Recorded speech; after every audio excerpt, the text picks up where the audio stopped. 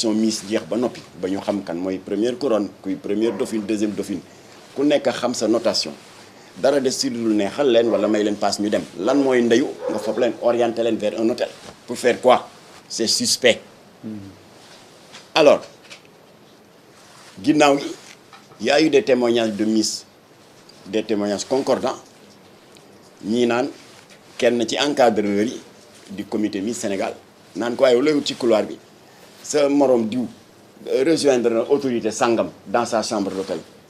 sa morom diw mu nga nii ànd ak autorité sangam mu ngi koy tenir compagnie yow nga toog fii di tiitaru rek donc soxna Fatim Dione looloo ko sowe dëgër boppam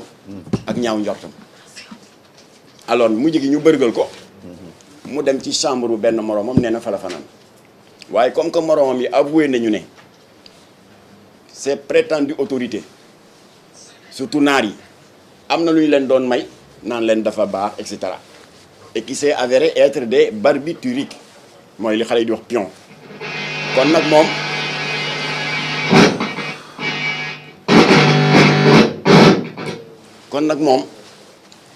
kenn xamul ci circonstance lañ ko sàkkoo ba mu jëlee ci ëmb est-ce que dañ ko drogué est-ce que en tout cas niiruwul woon ko ànd ak sagoom d'après témoignage bi mu joxe mu ngi nii am ci doom bu am juróomi weer ba léegi kenn xamul baayam li tax ma ne dañ ko gërëm parce que ba mu waxee rek dafa def benn déclic miss yëpp am fit miss Tamba wax na miss Matam wax na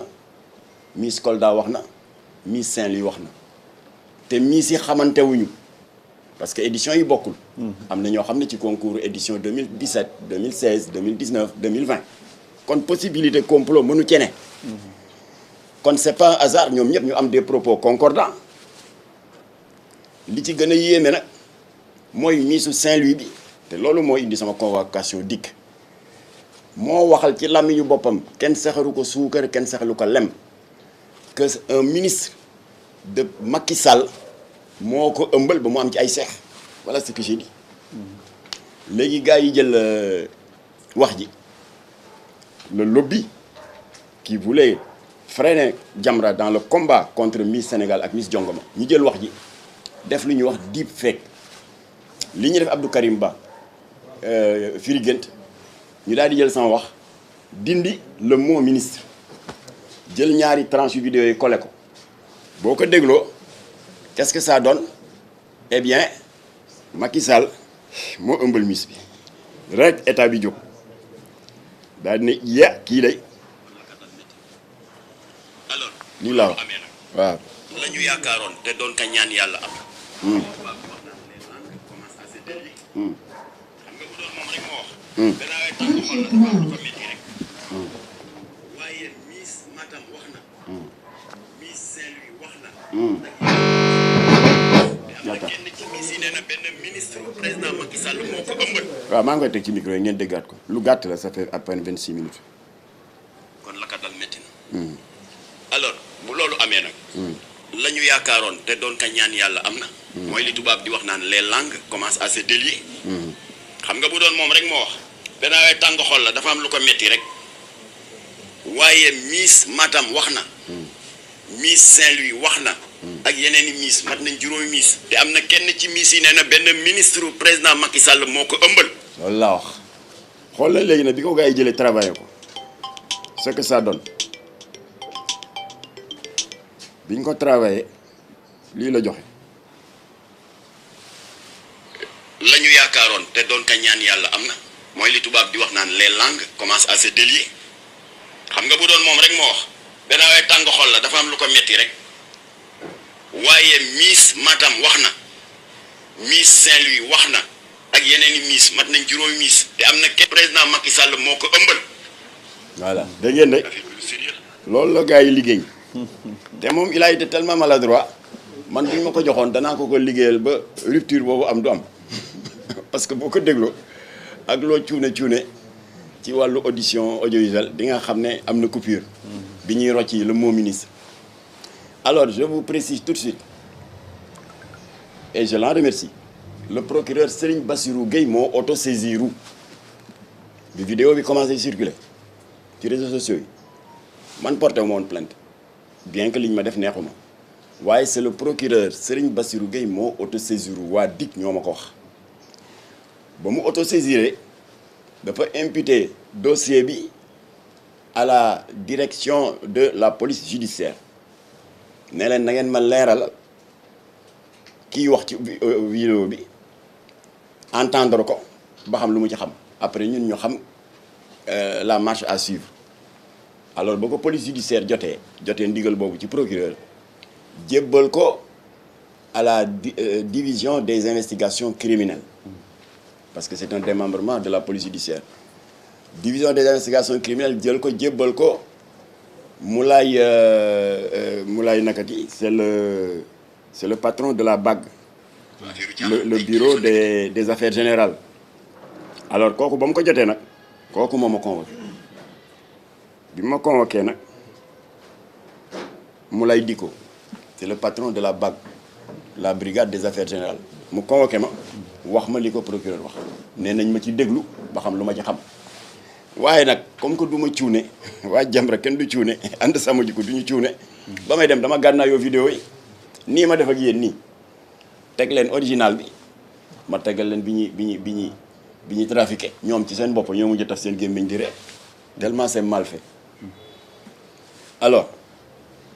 ñu daal di ma entendre de 10h30 ba 13h30 sama avocat xaw a tardé man maa jël avance pour qu'on gagne du temps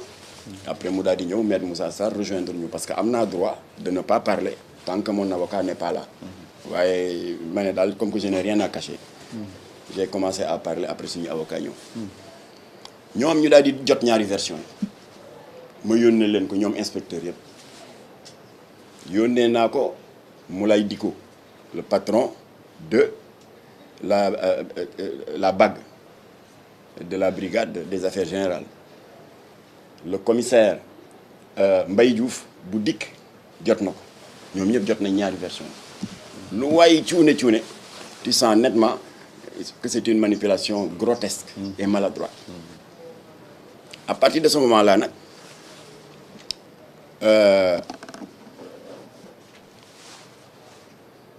DIC def na tey ci suba maa ngi leen koy yëgal réquisition dal di saisir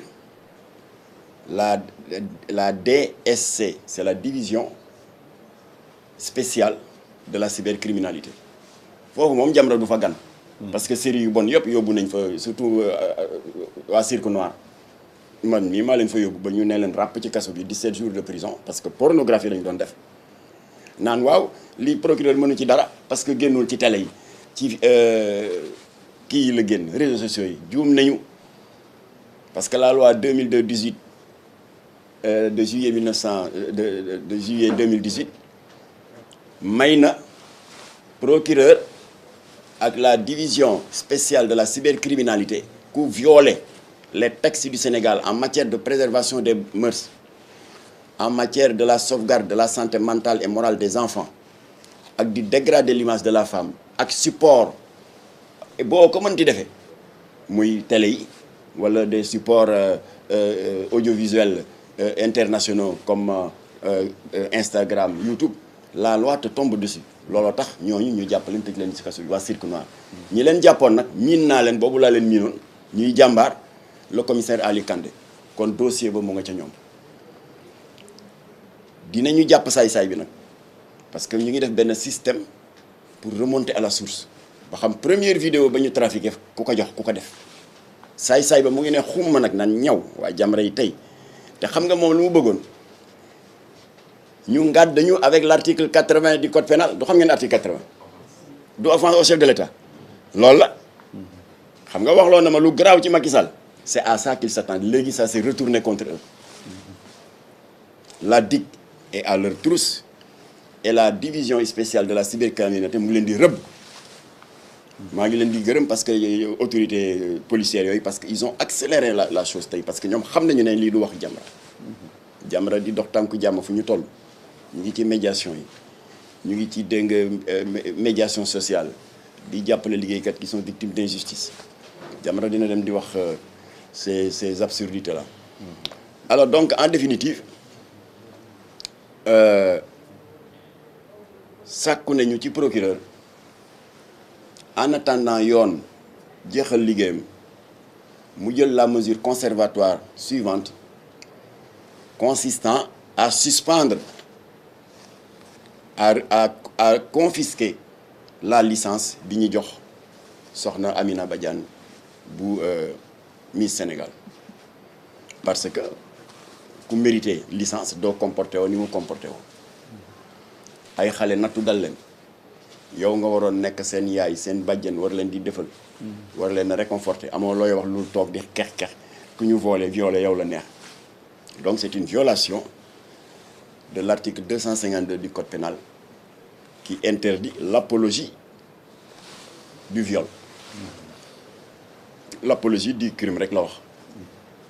ma dégg benn avocat di wax daal ne du crime la wax ma ne ko viol la loi 2020-05 du 10 janvier 2020 criminalisé wu ko kon le viol est un crime kon ku def l'apologie du viol di ko kañ di ko rafetal di ko ñàkkal fayda di ko banaliser tu tombes sous le coup de l'article 318 du code pénal